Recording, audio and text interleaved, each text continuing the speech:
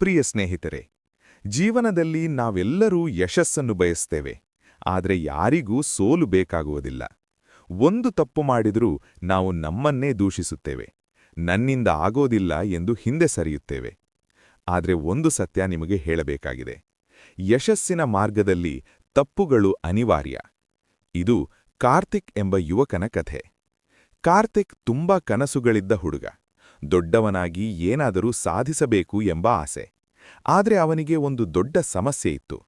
ಅವನು ತಪ್ಪು ಮಾಡಲು ತುಂಬಾ ಹೆದರ್ತಿದ್ದ. ಒಮ್ಮೆ ಅವನು ಒಂದು ಸ್ಪರ್ಧಾತ್ಮಕ ಪರೀಕ್ಷೆಗೆ ಸಿದ್ಧತೆ ಮಾಡಿಕೊಂಡ. ದಿನಾರಾತ್ರಿ ಓದಿದ. ತುಂಬಾ ನಿರೀಕ್ಷೆಯಿತ್ತು. ಆದರೆ ಫಲಿತಾಂಶ ಬಂದಾಗ ಅವನು ಫೇಲ್. ಆ ದಿನ ಅವನ ಮನಸ್ಸು ಕುಸಿದು ಬಿಟ್ಟಿತು. ನಾನು ಸಾಕಷ್ಟು ಒಳ್ಳೆಯವನಲ್ಲ ಎಂದುಕೊಂಡ. ಇನ್ನೊಮ್ಮೆ ಪ್ರಯತ್ನಿಸೋ ಧೈರ್ಯವೇ ಬರಲಿಲ್ಲ. ಸ್ನೇಹಿತರೆ, ಇಲ್ಲೇ ಬಹಳ ಜನರು ನಿಲ್ಲುತ್ತಾರೆ. ಒಂದು ಸೋಲು, ಒಂದು ತಪ್ಪು, ಮತ್ತೆ ಮುಂದುವರಿಯುವುದಿಲ್ಲ. ಆದರೆ ಕಾರ್ತಿಕ್ ಜೀವನದಲ್ಲಿ ಒಂದು ತಿರುವು ಬಂತು. ಅವನ ಗುರುವೊಬ್ಬರು ಅವನನ್ನು ಕರೆದು ಒಂದು ಪ್ರಶ್ನೆ ಕೇಳಿದರು. ನೀನು ನಿನ್ನ ತಪ್ಪಿನಿಂದ ಏನು ಕಲಿತೆ? ಕಾರ್ತಿಕ್ ಮೌನವಾಗಿದ್ದ.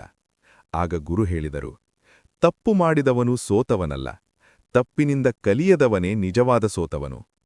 ಆ ಮಾತು ಕಾರ್ತಿಕ್ ಮನಸ್ಸಿನಲ್ಲಿ ಬಲವಾಗಿ ಅಚ್ಚುಕೊಂಡಿತು.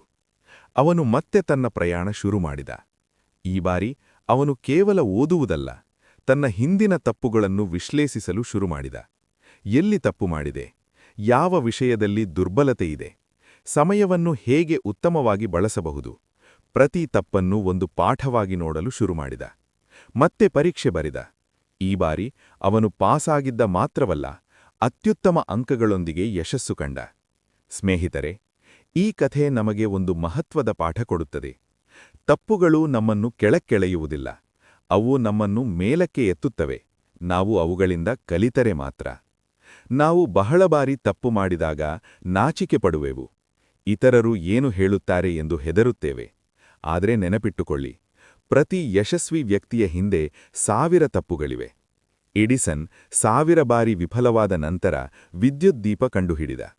ಆದರೆ ಅವನು ಹೇಳಿದ ಮಾತು, ನಾನು ವಿಫಲವಾಗಿಲ್ಲ, ಕೆಲಸ ಮಾಡದ 1000 ವಿಧಾನಗಳನ್ನು ಕಂಡುಕೊಂಡಿದ್ದೇನೆ ಎಂದು. ಇದು ಮನೋಭಾವ. ನೀವು ಜೀವನದಲ್ಲಿ ದೊಡ್ಡದಾಗಬೇಕೆಂದರೆ ತಪ್ಪುಗಳನ್ನು ತಪ್ಪಿಸಲು ಪ್ರಯತ್ನಿಸಬೇಡಿ, ತಪ್ಪುಗಳಿಂದ ಕಲಿಯಲು ಪ್ರಯತ್ನಿಸಿ. ಪುರುಷರಾಗಲಿ ಮಹಿಳೆಯರಾಗಲಿ, ವಿದ್ಯಾರ್ಥಿಯಾಗಲಿ ಉದ್ಯೋಗಿಯಾಗಲಿ, ಪ್ರತಿಯೊಬ್ಬರಿಗೂ ತಪ್ಪುಗಳಾಗುತ್ತವೆ.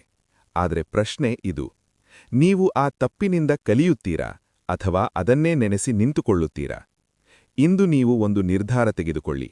ನಾನು ನನ್ನ ತಪ್ಪುಗಳನ್ನು ಒಪ್ಪಿಕೊಳ್ಳುತ್ತೇನೆ. ನಾನು ನನ್ನ ಸೋಲಿನಿಂದ ಕಲಿಯುತ್ತೇನೆ.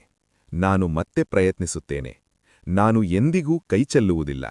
ಯಾಕೆಂದರೆ ತಪ್ಪುಗಳು ನಿಮ್ಮನ್ನು ನಿಲ್ಲಿಸಲು ಅಲ್ಲ, ನಿಮ್ಮನ್ನು ಬೆಳೆಸಲು ಬರುತ್ತವೆ. ಪ್ರತಿದಿನ ನೀವು ಉತ್ತಮವಾಗಬಹುದು. ಪ್ರತಿ ತಪ್ಪು ನಿಮ್ಮನ್ನು ಒಂದು ಹೆಜ್ಜೆ ಮುಂದೆ ಕೊಂಡೊಯ್ಯುತ್ತದೆ.